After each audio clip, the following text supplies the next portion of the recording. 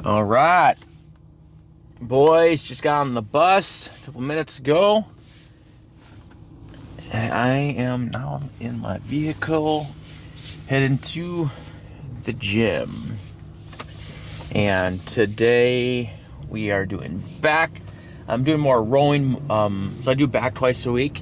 And the first day I do more of pulls, like lat pull downs and type movements with assisted pull ups, and then a lat pull down bar. And today, second day of the week, I'm doing more row movements, and I think I'm doing machine and then cable rows, a little bit different grips on each. So I got that, then biceps, and then there's some more shoulder work, and then forearms.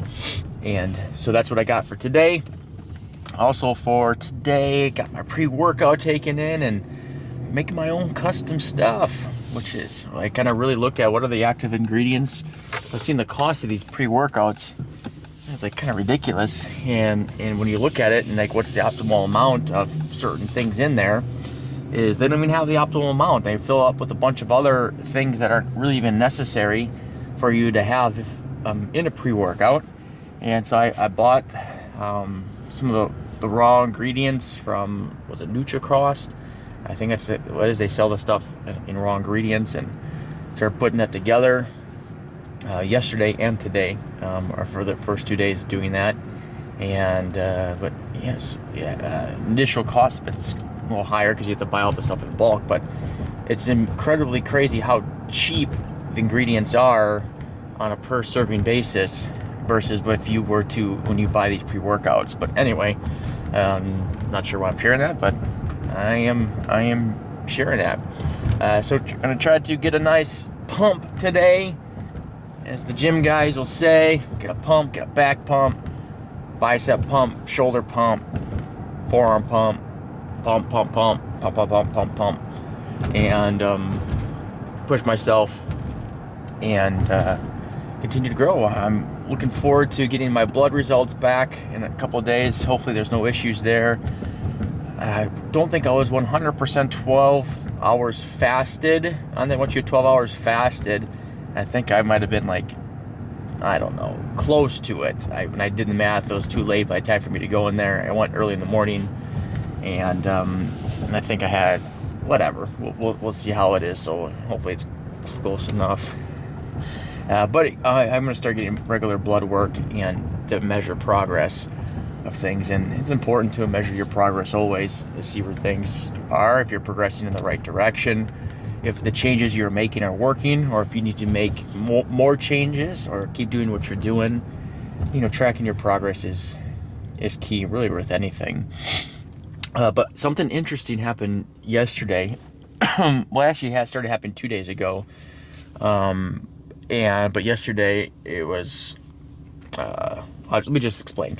And so our business is doing some pretty cool things, and anytime you're doing that, you always have people that are naysayers or trying to say you're doing something wrong, or criticizing or whatever. That stuff happens. That's going to happen in any area of life that you got going on. If you're trying to improve your health and fitness, you're going to have people that are going to criticize you, naysayers, trying to get you off of it, keep you where you're at. That's going to always happen. The same thing's going to be in your career, is you'll have people that didn't even expect that you thought were friends of yours, or we'll say fans of yours, and then they're going to criticize you or try to take you down, and because they can't rise to your level, or not. It's not that they can't. They're not willing to put the time and effort and work in, so they can't rise to your level to where you're going. So in order to be on the same level as you, they try to cut you down.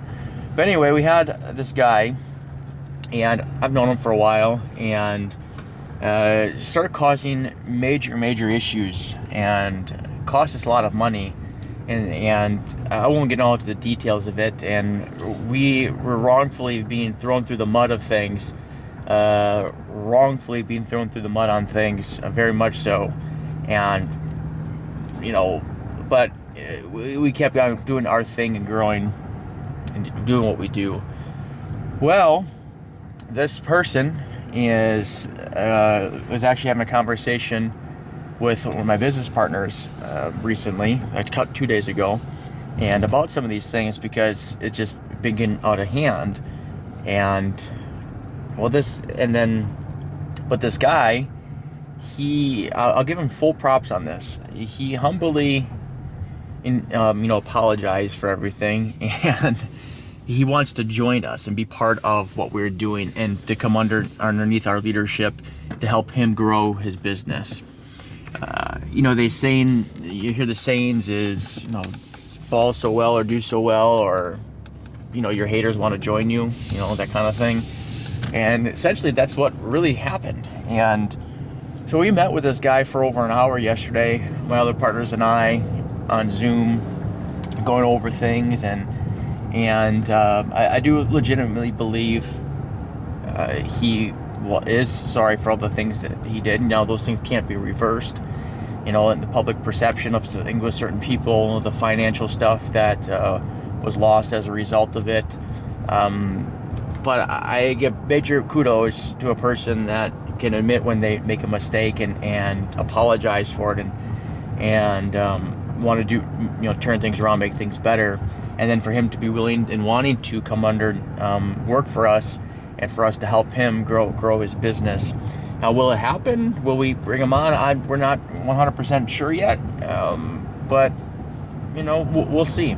And I think could be potentially opportunity. I think he could do really well underneath our leadership. And if he starts implementing the things that we do, train, teach, coach, help with, and because everybody else that does it, they grow, but it's not for everybody else. What we do is not going to be the right fit for everyone, and we totally understand that. But just thought that was really interesting how that came